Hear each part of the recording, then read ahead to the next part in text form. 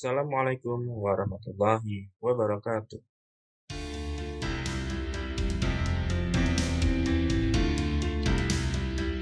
Bismillahirrahmanirrahim. Pada kesempatan kali ini kita akan masuk ke materi pertama statistika, yaitu pengantar ilmu statistik.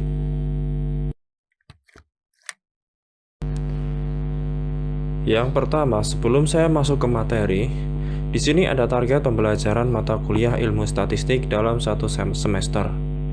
Yang pertama, menguasai jenis data atau variabel, di mana variabel ada dua, yaitu kategorik dan numerik.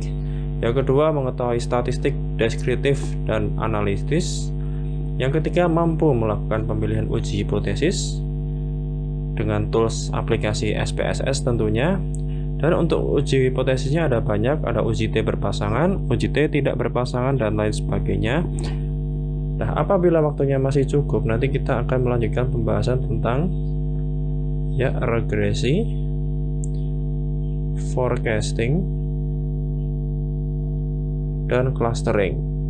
Ini adalah teknik yang sangat powerful dan sering dipakai dalam dunia pengolahan data.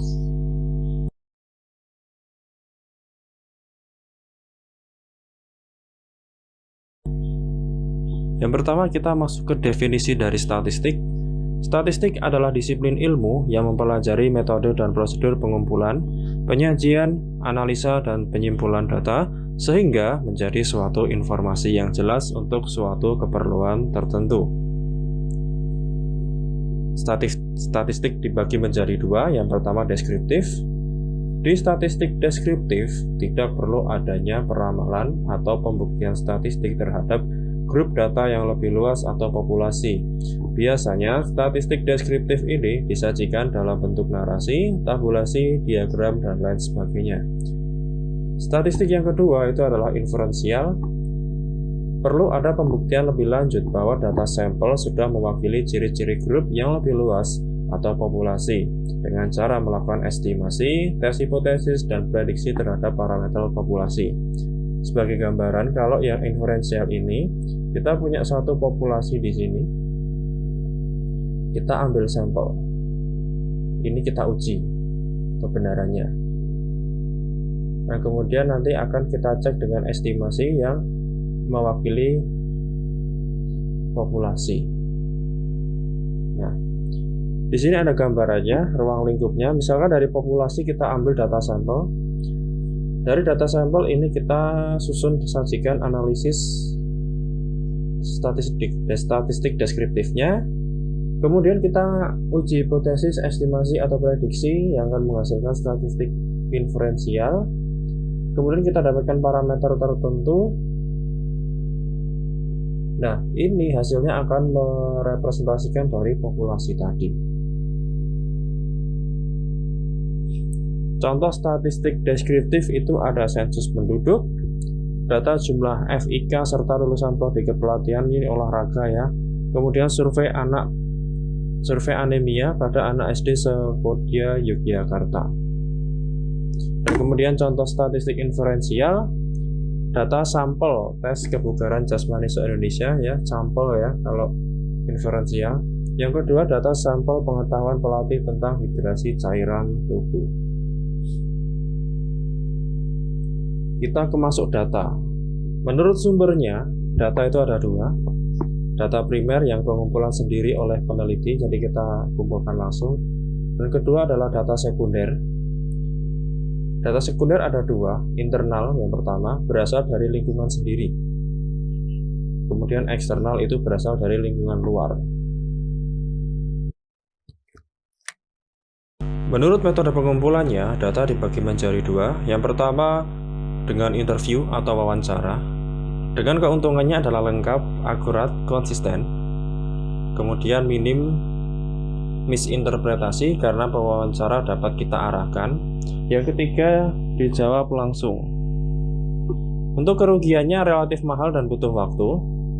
Yang kedua, pewawancara dapat mempengaruhi responden dari perilaku, yaitu suara, senyum, dan lirikan mata.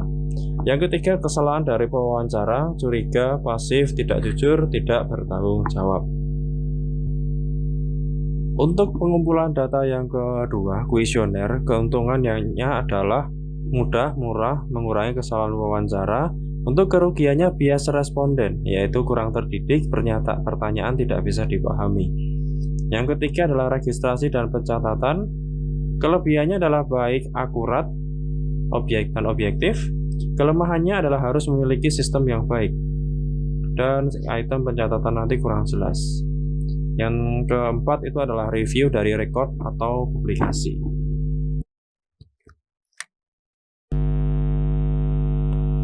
Berikutnya kita akan lanjut ke tipe-tipe data. Nah, ini akan kita jelaskan data berdasarkan skala pengukuran, yaitu terdapat 4 jenis data. Yaitu yang pertama data nominal, yang kedua data ordinal, yang ketiga data interval, yang keempat data rasio. Yang pertama data nominal, ini adalah data dengan ukuran yang paling sederhana, ya, di mana angka yang diberikan kepada objek mempunyai arti sebagai label saja dan tidak menunjukkan tingkatan apapun. Contoh jenis kelamin, jenis pekerjaan, jenis olahraga, dan lain sebagainya. Yang kedua data ordinal, data ini memiliki selain nama, dia juga memiliki peringkat atau urutan. Contoh skala Likert, pangkat kemiliteran, dan lain sebagainya. Data interval yang ketiga ya, data yang mempunyai sifat-sifat ukuran dan ditambah satu sifat lain, yakni jarak yang sama dengan pengukuran, yaitu IPK mahasiswa, skala termometer, dan lain sebagainya. Skala termometer terdiri atas Fahrenheit, Kelvin, Celsius, dan satunya silakan ditebak sendiri ya. Selanjutnya yang terakhir adalah data rasio, ukuran yang meliputi semua ukuran sebelumnya ditambah dengan satu sifat yang lain, yakni ukuran yang memberikan keterangan tentang nilai absolut nol dari objek yang diukur. Contoh tingkat pengangguran, return saham, dan lain sebagainya. Perbedaan utama rasio dan interval, ini titik nolnya absolut, ini titik nolnya tidak absolut ya. Contoh tadi kan nolnya Fahrenheit, kita bicara suhu, nolnya Fahrenheit dan nolnya Celsius ini kan beda, ya kan? Ini yang dinamakan titik nolnya tidak tetap atau tidak absolut pada data interval. Jadi kebayang ya interval dan rasio seperti apa. Sekian untuk pembahasan tipe-tipe data dan pengantar ilmu statistika. Terima kasih. Wassalamualaikum warahmatullahi wabarakatuh.